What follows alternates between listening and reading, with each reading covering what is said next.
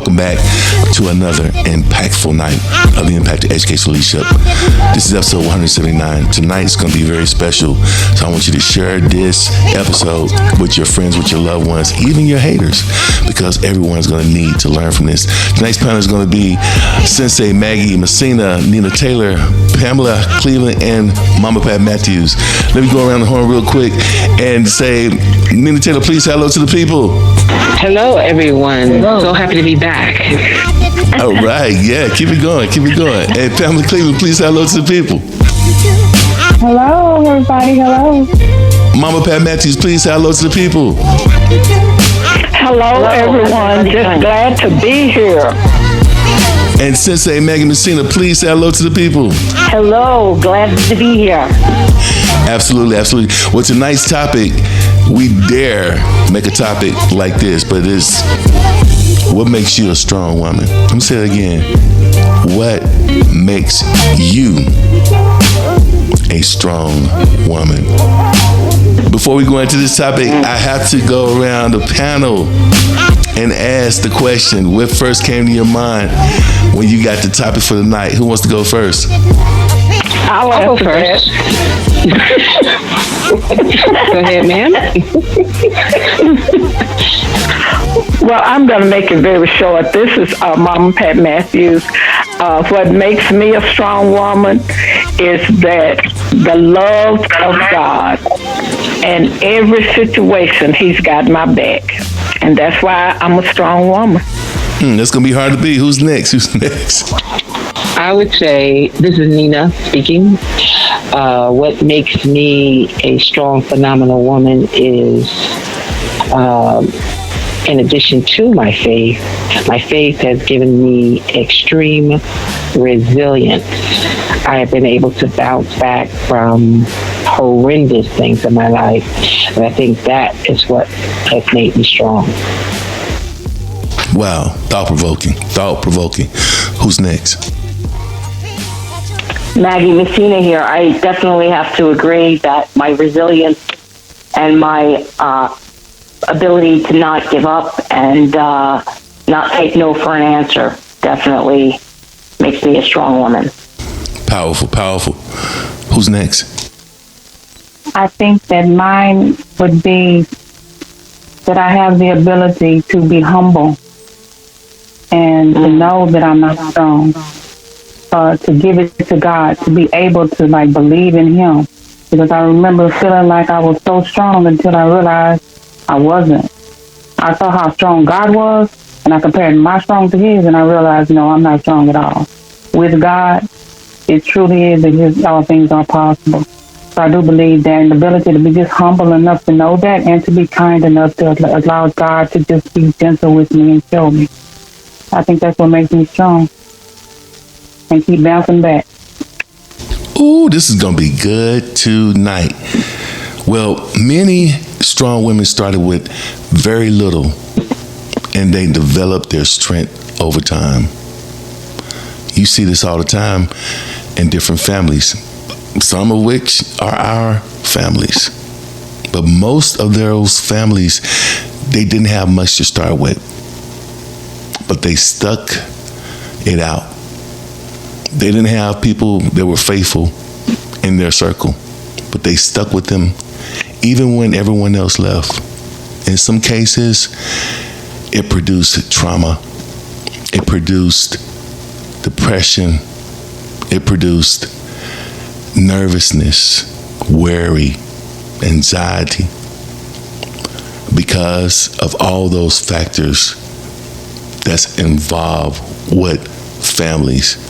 And the worry of being homeless, the worry of not having food, the worry of not having money, the worry of going in debt, getting a divorce, unemployment, and even domestic violence. That's right. Domestic abuse. They have seen it all. And because of what they saw many times with other families, that fear, that anxiety hit home. in a certain type of way that almost made them sabotage getting through the place of ugliness to find beauty hidden in plain sight. I want to go first. I want to go to Mama Pat Matthews. Mama Pat Matthews, you have been through a lot. A lot of people don't know your personal story, but the ones that do are touched. You have lost so much, but you've also gained so much. You lost your daughter years ago, and you went through a long period of recovery. And in recovering, not only were you resilient, but you became a mother to many, to so many. Could you kind of share your story of what took place to get you to being Mama Pat Matthew? Well, my daughter's murder was really what brought me to being Mama Pat Matthews, because my daughter's murder well, number one, my daughter was my only child that I birthed into the world. And when the enemy took her away from me, I never contemplated suicide, but I wanted to die too. And part of me wanted to die. But even at that time, I was a Christian, and I believed in God. And I know God is the one that brought me through. But I was talking to God, and I was like, Lord, I don't have my thing to him was, no one will ever love me like my child loved me. I said, so I don't even want to be here. You know, you have your husband's love and your boyfriend's. I said, but Lord, I don't believe nobody will ever love me like my child loved me. And I just don't want to be here. And I just tried to shut down, but he wouldn't let me. And then he spoke to me one day and he said, you have too much love in you to die. So live and give that love, and you'll receive it in return.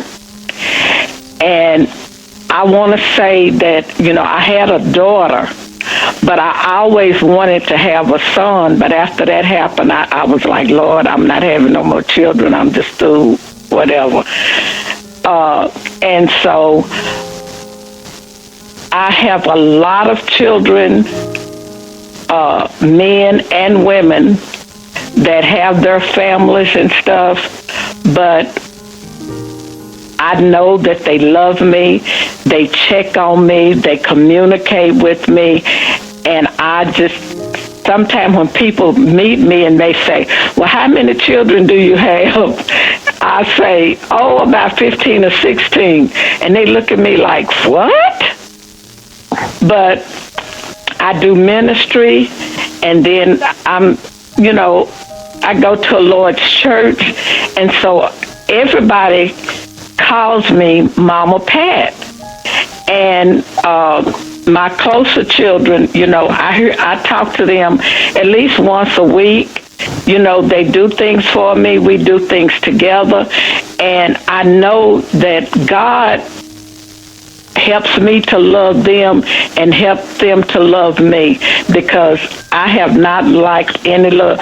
And right now, even as I get older, it's beginning to be better and better, because my mother's deceased, my brother's deceased, my grandmother's deceased, my child is deceased, but I have children that love me unconditionally and will go above and beyond for me, and I thank God for that, because it has to be God, because I'm a person like anybody else, but the Bible says, treat people the way you want to be treated. And so I love them, and then they love me back, and I thank God for that.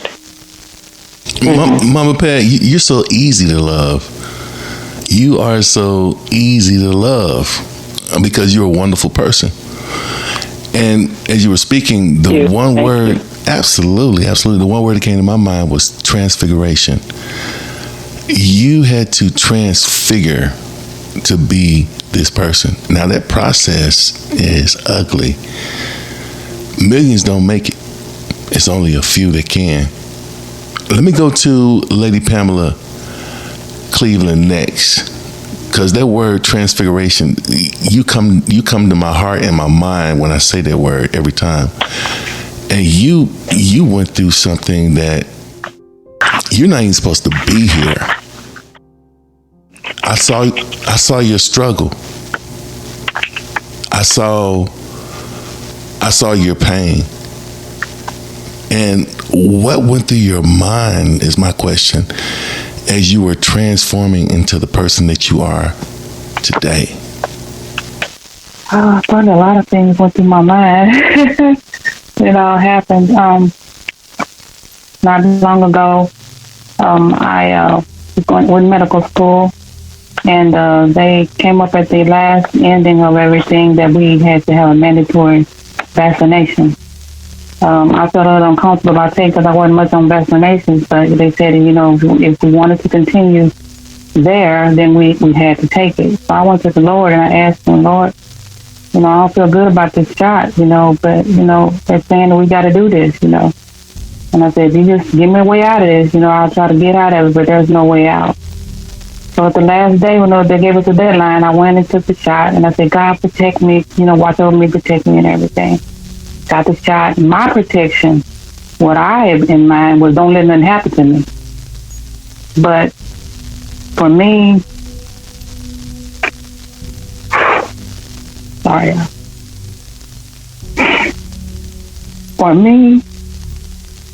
my whole life was turned upside down.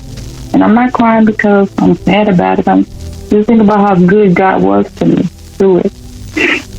I ended up paralyzed. My whole world switched from me becoming taking care of people to somebody taking care of me. I had to be fed, cleaned, cooked for, whatever. Everything that I was doing, I had to be done for a long time. And laying in those hospital beds for months and months at a time. You're a Christian. You believing in God. This not supposed to happen to me, and I'm upset with the Lord a little bit, just a little bit, because I was like, God, you said you're going to take care of me, you're going to protect me. He said, no weapons formed against me, Lord. He said, I did. I took care of you through it, and I was like, well, you show right, God, because I could be dead. And it was a time during the time when I couldn't breathe. And I remember one night, the devil came to my mind and told me, tell everybody goodbye because you're not gonna see nobody no more. And that was my moment to start back fighting, like with what I knew in my mindset. Because if I hadn't thought in my mindset, then I would not be here. God was taking me through this storm so that I could help other people get through their storm. It was almost probably about almost right at the end when I thought that I was going to be all right, and I started just standing up, and I was on a cane, and I was all right. And then I had another relapse. They said this was rare. You're not supposed to be able to have this again. So I'm thinking I'm going to be all right after this. No, ma'am. No, ma'am. I went through it again, all over again, paralyzed. They had to clean me up, even all of them. And I'm thinking to the Lord, like, why again? Are you serious right now? Well, the first time was for me physically. The second time was for me emotionally. I had some unfinished business with forgiveness that I had to be taken care of. For me, the second time was emotional. And it pulled up a time in my life when I was a child being traumatized and, being raped and molested. And I had to deal with that. And I thought I was okay with that. And I was like, what this got to do with me not walking and talking? And he's like, you've been paralyzed for a long time, man. For a long time. You just don't know it. So with me going through all of that, I thought it was just one thing. And sometimes we think that there's just about one thing, but it's about a lot of things. So God rose me up from being paralyzed, and I'm just making it short because the process was very long. But when I came out of there, I became a woman who believed on walking on water. My faith in God, I was always frustrated about, like being that Christian. God, why you got a Christian saying with God gonna do it one day after a while, I said, no, God, I want to see what you did back in the Bible days when you said you healed people and they tell the story. I don't want nobody to tell me the story no more. I want to see the story for myself. And when I said that, I shouldn't have said that too fast because I was going through it for my own self. But I did learn that I can get a receipt just like everybody else. If I get in the line of people who've gotten healed, then I'm going to get that same healing. So that just made a believer out of me. And so when you say transfigured, I was definitely transfigured to a person who truly believes, and I'm not taking no for an answer. Listen, you done made look. That was. I feel like I'm at a NASA spaceship, and we have taken off. Do you hear me? Hear me. The panel was open. It is open because we got to talk about this so far because so much has been said. We fought the illusions in our mind from the trauma that happened to us. We've dealt with that. We've dealt with using our mental strength. We've dealt with that, and we dealt with it, and it made us become a masterpiece. But look, let's give some takeaways. What was your thoughts? Who wants to go first from what has been said thus far? Well, this is Nina again. I'm almost in tears. I'm showing how strong I am right now because I'm very, very emotional. Just being so touched, and it feels like a great testimony. That's what it feels like right now to me. To me, it feels like some people are giving me, I'm being fed by their testimony, and I just thank them for sharing that. Messina here. I'll go next. First of all, Mama Matthews, I just want to thank you for being in the world. And being a child that never had a parent, never had a mother's love. I lost my mother a couple of weeks ago, actually. And, I've been struggling with never experiencing that love, and to know that there's women like you in the world that are there to offer that to so many that just need that. And I think it's one of the hardest things to come to terms with, of not having had. And I also want to mention that myself as well, I came to realize I had to have a radical hysterectomy, and unfortunately never had kids of my own.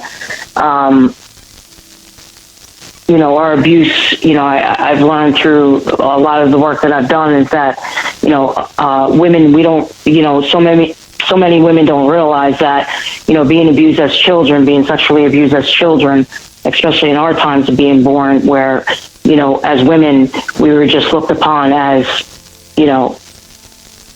sad to say, but more so like objects.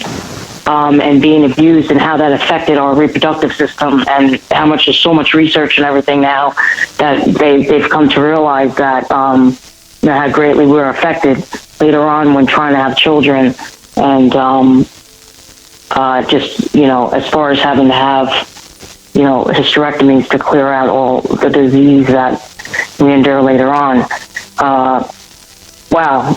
Just exactly what I needed to hear today. Especially just losing my mom a couple of weeks ago. Wow. Very powerful. Thank you for sharing, ladies. Wow. I was saying earlier before we started, tonight was going to be a night of just a washing. And what I mean by washing is a type of deliverance.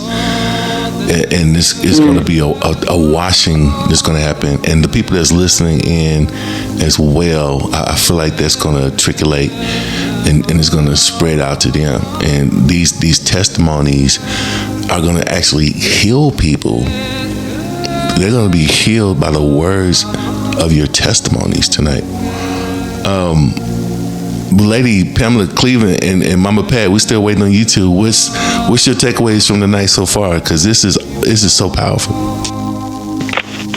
Well, I'll comment that I was just I felt very compassionate because that's part of my DNA.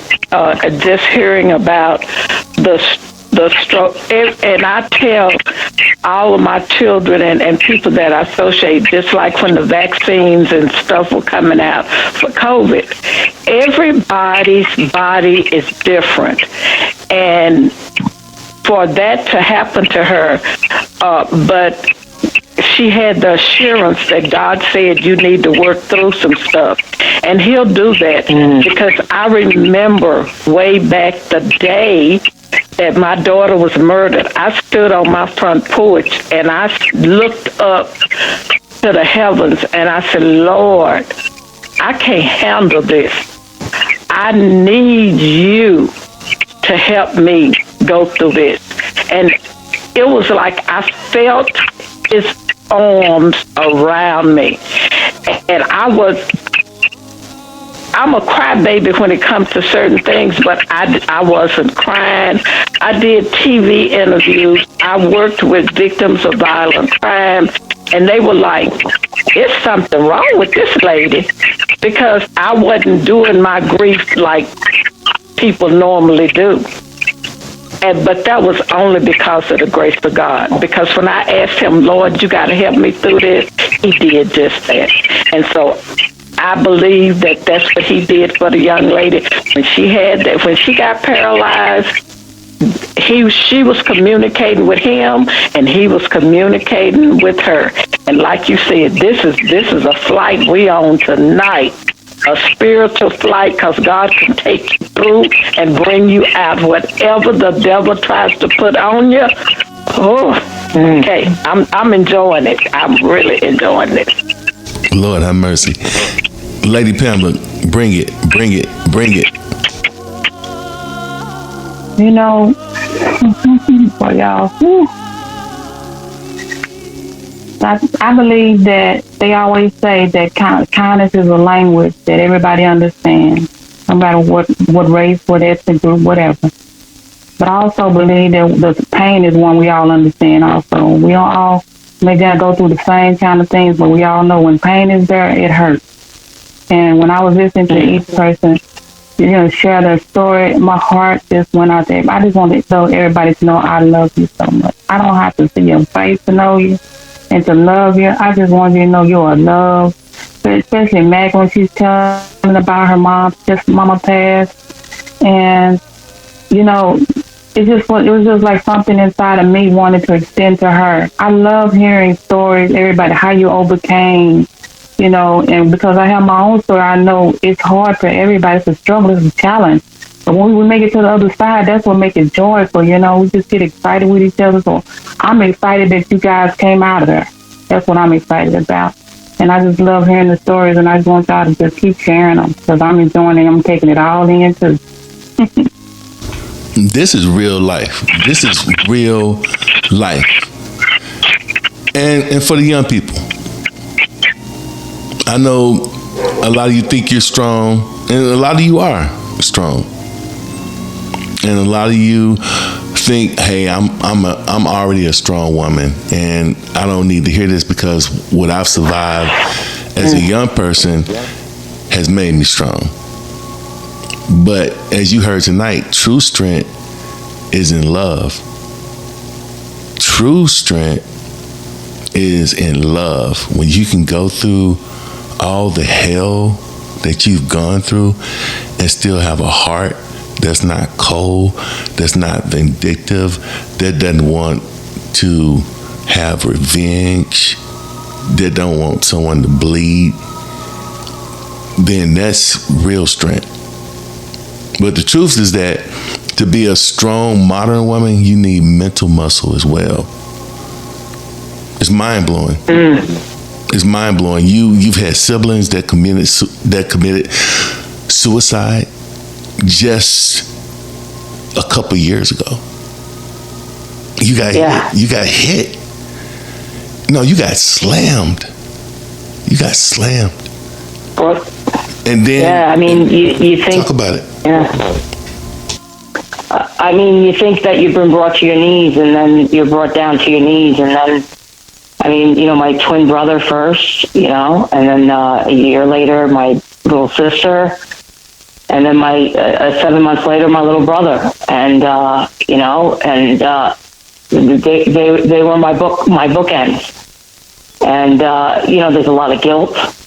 You know, why am I here? And you know, and then there's that whole thing of you know, the act of no child left behind, but there's so many left behind, and this is the result, and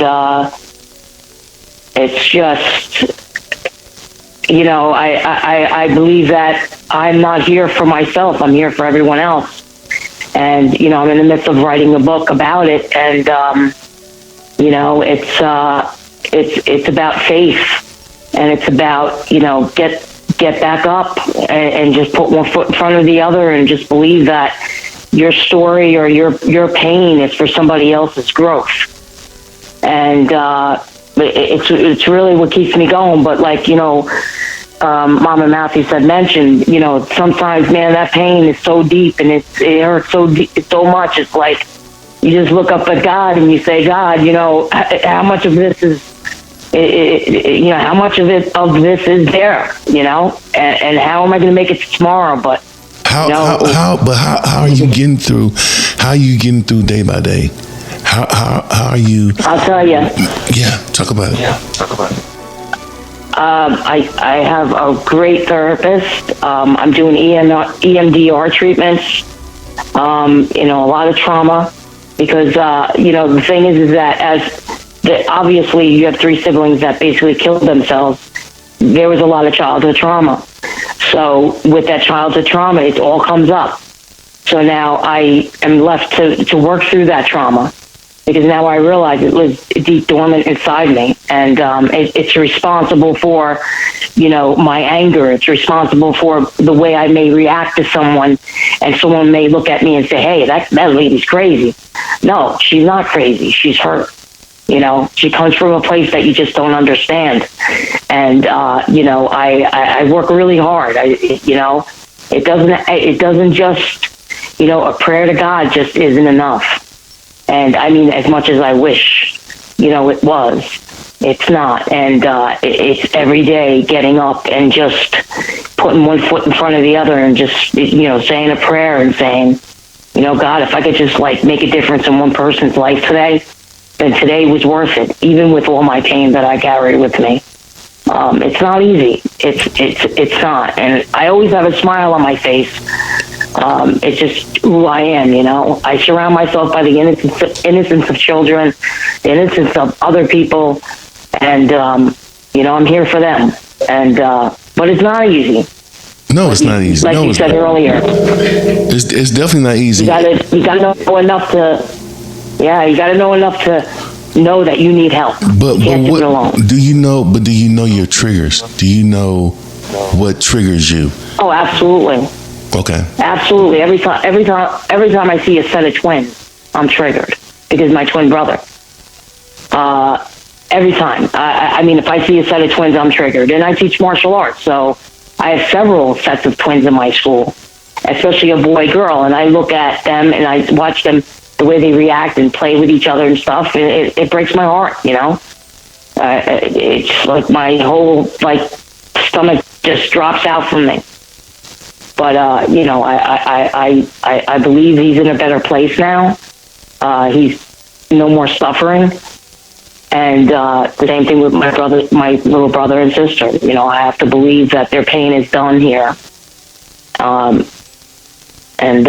you know, I'm here to make a difference and to tell their story, because the 3 of them, before they died, a week to 2 weeks before they died, they told me specifically, Maggie, tell our story and be fierce. People have to know how we were failed. They have to know the system is broken. And I made that promise to them, and that's what I'm going to do. Wow. You know, there's so many questions I want to ask. Like, do women really need men? I know, right? That's crazy. Do you really need a man to be complete? Do you, as a strong woman? I mean, I used to believe, because I'm in the martial arts world, so let's be real, it's a man's world. And I was one of the first generation of women in this world. And I spent the first 10 years of my business thinking I needed a man up front teaching. And, I didn't. And I actually hurt my business. And then, it's just society and what we were told and what we're told as children. When I was a child, it was the women stayed home and cleaned the house, and the guys got $1 to go to the movies to have fun all day. And that's just the way it was. And we didn't have a voice. And, so that just having that instilled in you, it lives in there. So it's your belief system. Until, it got to a point where I didn't even want to be in my own school anymore because I couldn't take the ego. And then one day I just spoke up for myself and just said, listen, this isn't working. This is what I love. This is supposed to be my life, and I don't want to be here anymore. And I took the steps that I needed to take, and now I'm 100% owner, and the school is doing phenomenal, better than ever. And I'm the one that runs it. And I have a couple other, obviously, my students run it with me because you know how it goes with the mentoring. And I have a really good right hand, which is also a woman. And for the first time, it's funny that you asked that question because, I had therapy today. I said to my therapist, all this time, I thought that's what I needed because that's what I was told.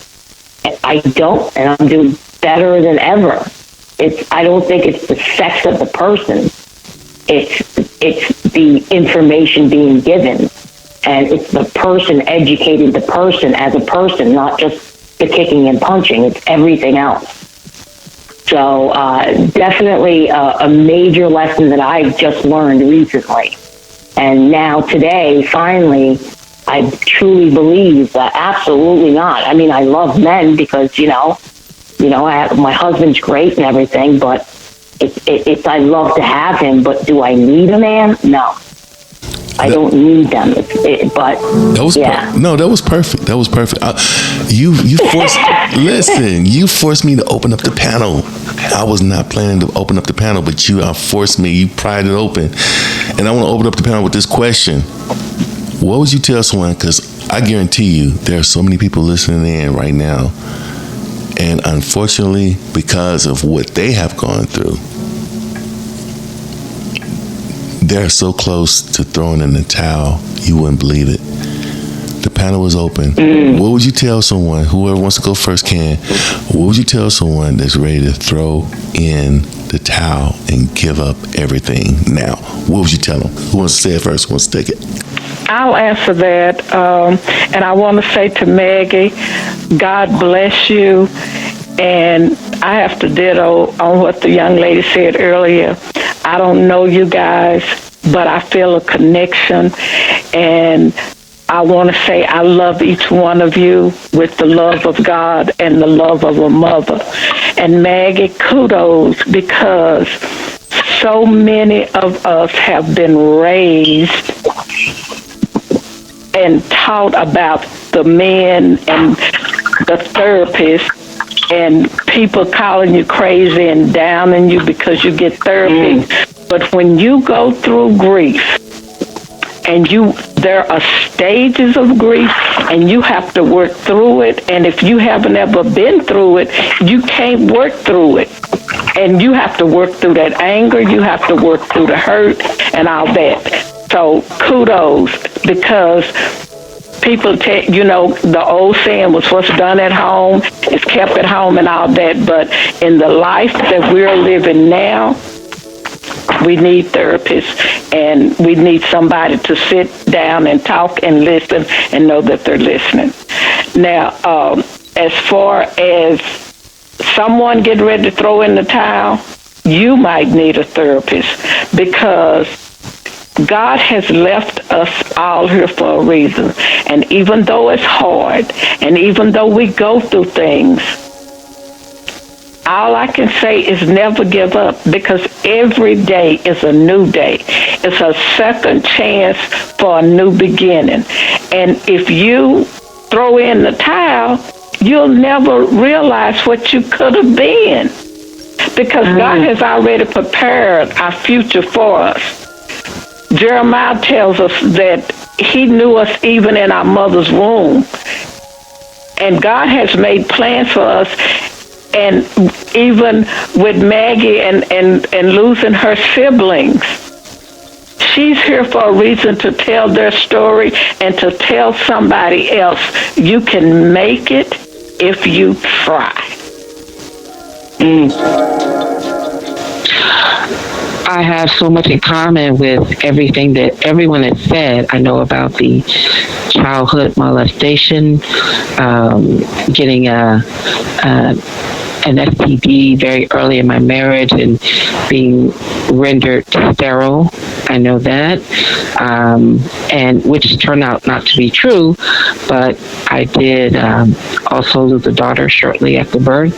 And I remember thinking, that, of course, as a Christian, as my faith, I would never think about anything like suicide, but I just thought maybe if I could just lay down and stop breathing and my heart would just stop and then all the pain would go away. Could that just happen? Maybe if that happened, maybe everything would be okay. I remember those days. I lost a lot of weight. I got down to nearly like 100 pounds, and I was giving all my things away because I was thinking, I'm leaving here one way or the other. The pain is so great, it's gotta kill me. Eventually, I remember going through, that whole stage and crying for several days at a time and messing up my eyes and just all that. Just thinking about all that and coming out of it and saying, hearing the voice of the Spirit saying, you got so much to do, that everybody around the world is going to know your name. Oh, please, I'm sorry, y'all. I'm sorry, but I heard that clear as I'm talking to you all right now, and all of that has come to pass, and I just snapped out of it. I wouldn't say overnight, but it's been 28 years, and still on that day, on her birthday of May 16th, I think about it every day like it just happened yesterday. I don't react the same way, but I know what that's like, and it's been, like I said, 28 years, but it's still, there's no expiration date on pain, and therapy did help me. I did go to grief counseling and all that, and I do. I tell people that proudly. I'm not ashamed that I spent years going to counseling because it helps, and that's one thing we have to let our people know, that there's no shame in that. Nobody wants to reach out and ask for help, but there is help, and I just pray that people, when they get to that point, that they will speak to someone who cares about them and get the help that they need. And that's one thing that when I tell this story, anywhere that I go, I tell this and I say, grief counseling, it works. The lady that I had was also a Christian, and we prayed together. She said, I never do this. We're not supposed to do this, but we did that. We did that. But it was just great to be able to just to talk about it and not fall down on the floor and say, why can't I just die right now? It took years, but you can get there.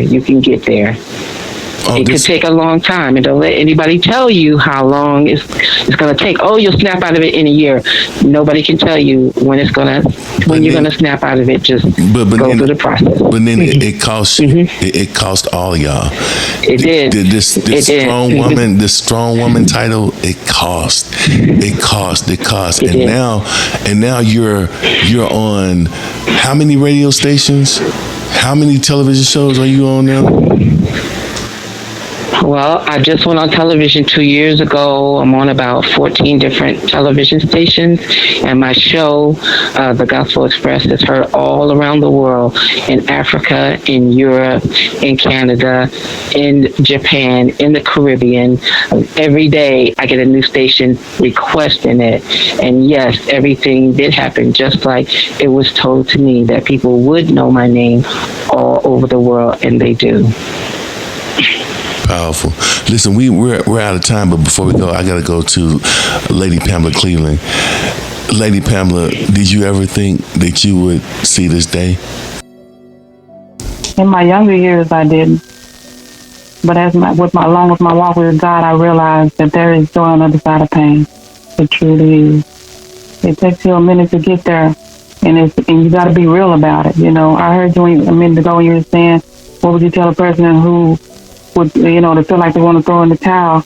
I would tell them that, hey, you're going to feel like throwing the towel in sometimes. And sometimes you may almost throw it in, or you may throw it in, but you go back and get it. You go back and get it because your story's not over yet. You just walking through it, and you got to stay there to see the end of the story. If you give up, you're not going to know, just like Mom Pat said. Just hang on in there, because at the end of the line, you're going to be happy and you're going to smile.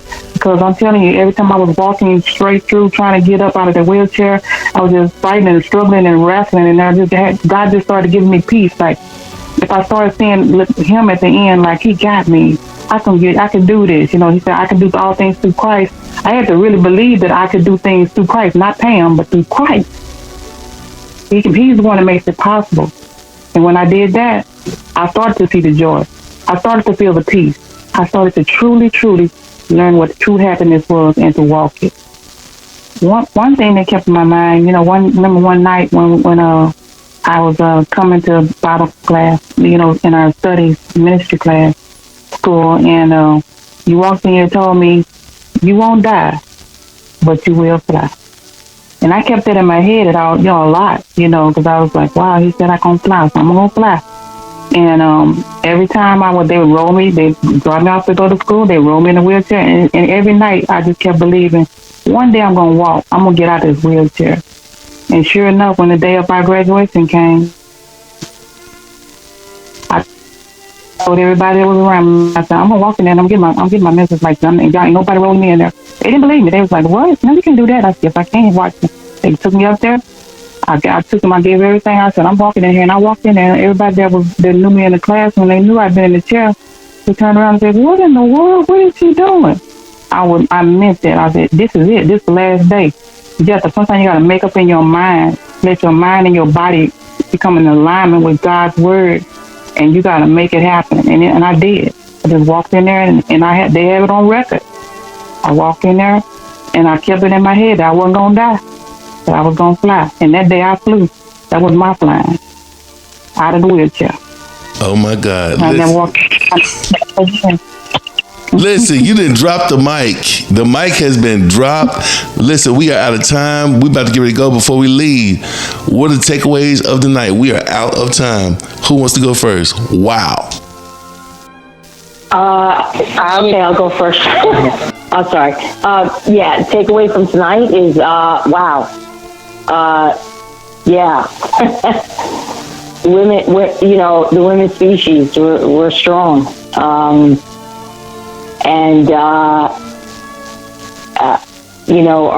Our pain is growth, and I think without pain, there's not as much growth. And God bless you for having us on your show. And don't give up. If you're thinking about making this, taking your life or whatever, hang off to the miracle, man. Hang off to the miracle. It's there.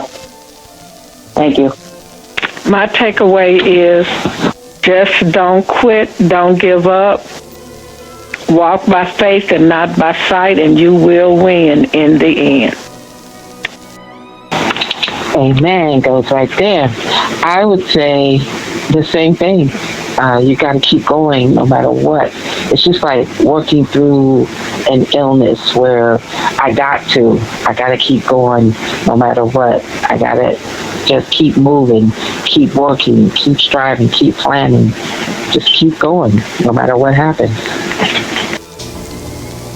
Right on. And take us home, Lady Pamela. I think what I got out of a lot of this is that together we're very strong. If we all just keep telling our stories to each other, we can boost each other and pick each other up when we're falling down. I think that we can, if we look at life and the pain that we go through with kinder eyes, with gentler eyes, and just approach your painful experiences with more understanding, it'll help you get to the other side. And I just appreciate y'all for having us on here, having us here on tonight. Thank you. Leadership Podcast.